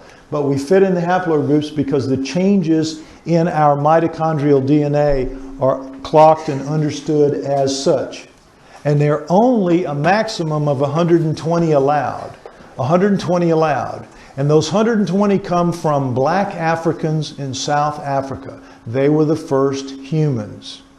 And as just a sidelight, I always mention that Zecharia Sitchin wrote in The 12th Planet in 1976. 1976, he wrote that the first humans were genetically engineered in South Africa to be slaves and servants as the Adamu, the black-headed ones, the black people, whatever you want to call it. He wrote this in 1976, and in 1986, the Mitochondrial Eve program showed that indeed humans were about 200,000 years old, and the first of us did indeed come from South Africa. What Sitchin wrote in 76 to just tremendous ridicule and disparagement by everybody in the mainstream, 10 years later, they prove he's absolutely right. Do you think he received a single apology from anyone? From his own lips? No, never heard a word from anybody. Never heard a way to go, never heard a congratulations. Never heard you win, nothing. Forgot about it. True story. Anyway, so this is the way most of this on the wall would look. Most of it would look that way. There's very little change, but there are changes. Next slide. There are changes, and this is what they look like. The computer will let you know. In this haplogroup, everything is a T except this is a C right here. And the computer does these lines and things to let you know, pay attention, we got a difference here. Next slide. It can also be that something will be missing. This has a G here, this has nothing here. So it puts in the bar space to let you know whether it's on this one or on this one, and it lets you know. And they're differences. Now, next slide. We're going to look at a segment 164 base pairs long from 1202 to 1426. That's 164 base pairs long. And in this one, you see one change in the human right here, one change in the Neanderthal right here, and one change in the Denisova, the two different Denisovas, same change right here. So it's 1, 1, 1 in the three different species. You with me? Now, it just so happens that this 164 is the smallest of the 4 fragments that our geneticists recovered of the Starchild's mitochondrial DNA. The smallest fragment. So what is allowed here is 1 difference. Next slide. In the Starchild, there are 17. Now, right here is enough to show the Starchild is not human. And not just is it not human, it is radically not human. Just right here. But there's more. Next slide. When you total it all up, what you see is humans, the 120 that I told you, and Neanderthals are 200. We're all less than 120. All of us sitting in this room, we're 60, 70, 80, 90, something like that. But we're not up to 120. Nowhere near it. That's for the blacks in Southern Africa, the first of us. We're all more recent than them. Neanderthal around 200, 25, 199, could be like that. Denisova, 385. And that's why they had to call it a new human. Look at this. This is only 80 between us and Neanderthals. It's 185 between these two. They're not even very much alike. They're very different. And chimps out at 1500. So you see what the gap is here. It's huge. Next slide. With the Starchild, the 4 fragments have 1,583 base pairs. That is 9.5%, almost 10%. Ask any statistician. That is mathematically significant. Mathematically significant. You can project off of that. You can extrapolate off of that. And you get, if you do, in the 1,583 base pairs, there are 93 variations. Already 93 on the way to 120.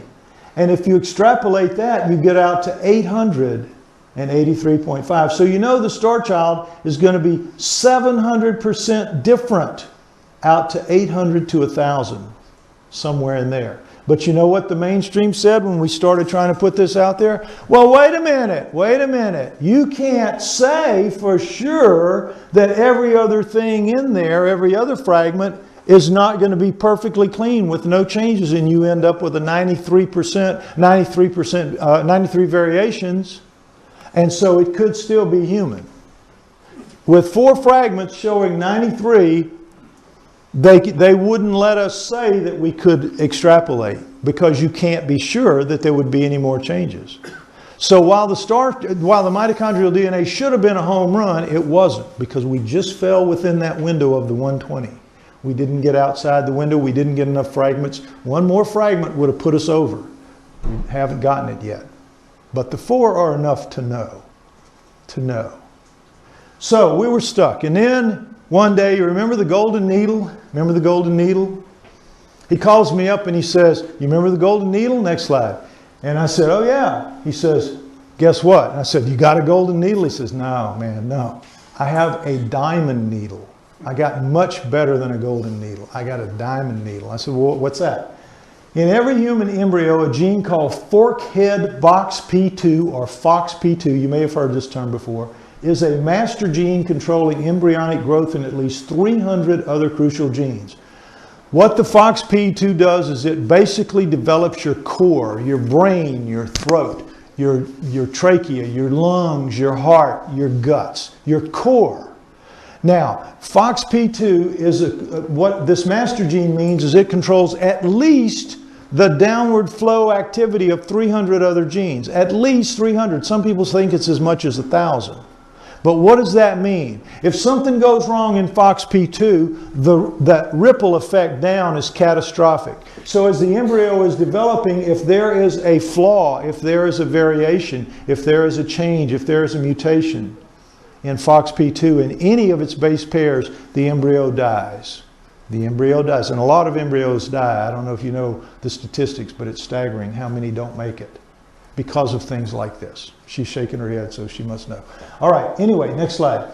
The FOXP2 is 2,594 base pairs long. 2,594. It is one of the most highly conserved genes in our bodies, way more than mitochondrial DNA, where you can get up to 120 changes there. In FOXP2, every normal human has exactly the same. Every one of us in this room has the same string of base pairs, all 2,594.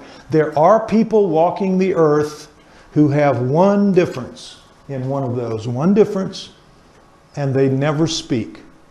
Never speak. Takes out their voice. 2 can't have. 3 can't have. 4 can't have.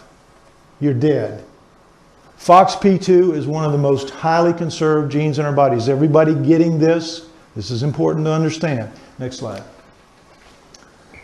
A 211 base pair fragment of Starchild FOXP2 is compared to the exact same 211 base pairs in humans and in several other species. Rhesus monkey, mouse, dog, elephant, possum, chicken, a type of frog, and zebrafish. And you see the similarities because everything has a FOXP2. Everything has a variation of FOXP2. It's one of the most important genes on Earth, not just in our bodies, on Earth. And it better work because it has all that downstream effect. It has to be the same. And if you look at the human, sure enough, every one of us in this room would have exactly this 211 base pair fragment. If you pulled it out of us, it would line up exactly, letter for letter, with that piece right there. Now look at the Starchild. How many red differences do you see, do you think? Next slide. 56. 56. Nothing allowed for humans, Neanderthal, Denisova. You get to a rhesus monkey, you have 2, a mouse 20, dog 27, 21 for elephant, possum 21, frog 26, Starchild 56. 56. Its base pair fragment says 56, that's 8% of the total. Again, mathematically significant, 8%. Extrapolate that out and you get 700 total. This is a fragment and they have 56. None allowed, and 700 in the range is what's going to be in the Starchild's total. Now, the best way to analogize it is this. If you're a human, FOXP2, your area code is here in England. You're a human. You're a Neanderthal, you're over to France, 200. Remember, you're over to France. If you're a Denisova, you're over to Japan, 385, pretty far away, you're over to Japan. What's the area code of the Starchild? The moon, right, exactly, the moon. That's it, the moon.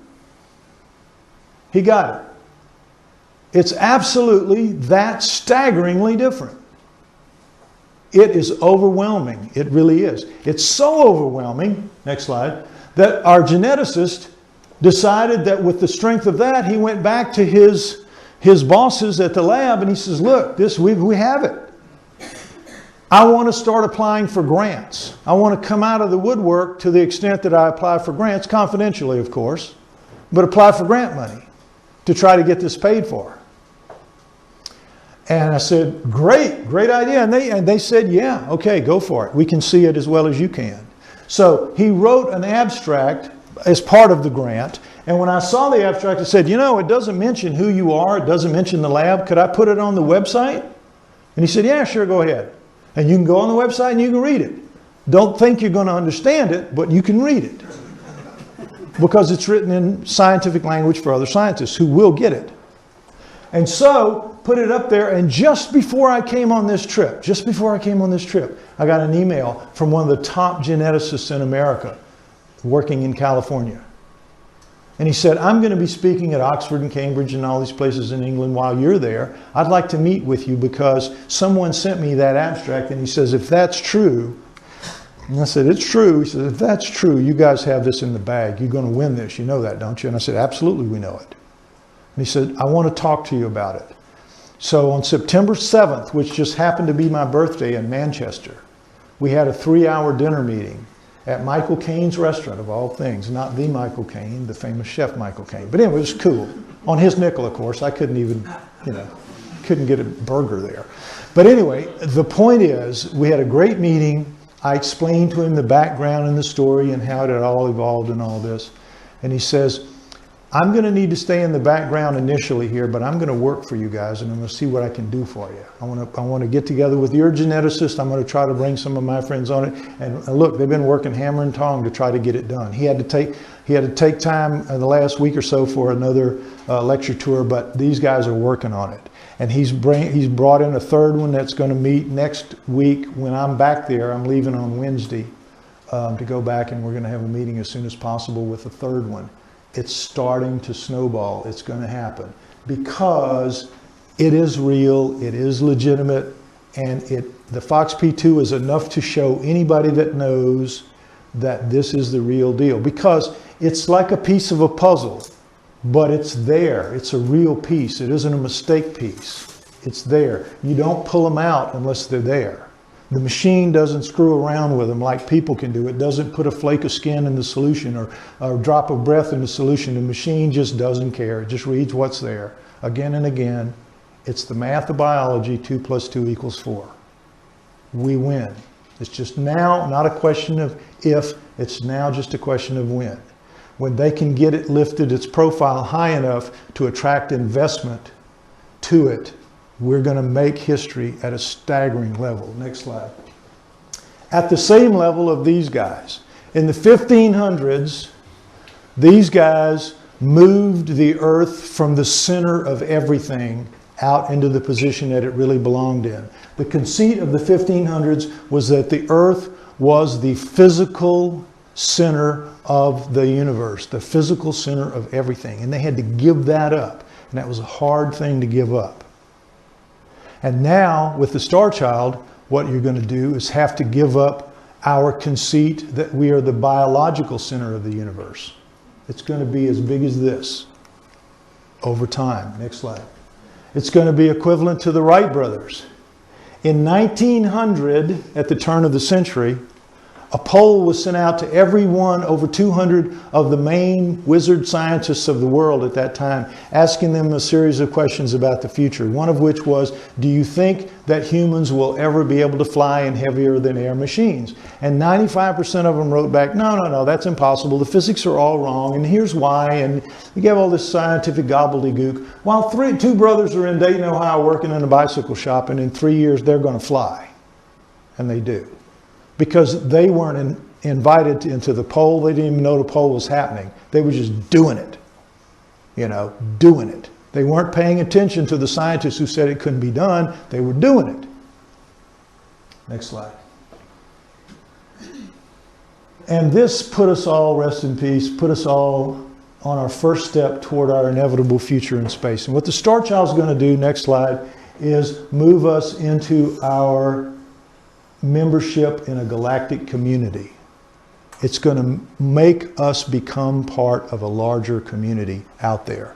It's going to make us see ourselves for what we really are in the same way the people in the 1500s had to do it. Is it going to be easy? No, it's not. Because there are a lot of people out there that are very conservative in their viewpoints and want everybody to live the way they did when they were children. Can't be that way. We have to move forward all the time into the future, and the Starchild is going to take us there. Next slide. Anyway, maybe the Starchild heralds a new beginning that we have all heard 2012 might bring. This could be it. We all keep hearing about 2012, 2012. If we get funded before this time, which could happen, maybe it's the Starchild that's going to be the change of consciousness that everybody keeps talking about, or the big change. Not going to be a disaster. There's no comet out there or anything. Just hold it. We're almost done here. Next slide. Trying to get done. How long will it take to prove the Starchild's case beyond all doubt? Until we find someone who has sufficient money and curiosity and courage to join us making it happen. When we do find that person, every human's life will change in ways we really can't imagine right now, but I'm certain those changes will be right and true and good. I see it on the light side, the positive side. I think that we can't be helped by anybody until we acknowledge that they're there. Why would they bother with us as long as we're infants crawling around on the floor with dirty diapers? We have to stand up. We have to become mature enough to say, okay, we know you're there. We could use some help. Come down and help us fix this mess we've made of this place. And I think maybe at that point they might do it. But not until. Next slide. So those of you who are interested in learning more about this and the details that I can give you in this lecture, there is an ebook, and I keep the price low so it's easy to get. If you want to know more about my human origins and hominoids, there's this one, which is a much bigger book, but they're all ebooks. They're designed as ebooks, heavily illustrated, and the reason I prefer this form is that I can make changes to it so easily, and I can keep it fully updated all the time. You can't do that with a print book. So I make it as easy for you to access this information as I can, and it's good information, and I encourage you all to get it if you can. Otherwise, that's the end of it. This is where you clap.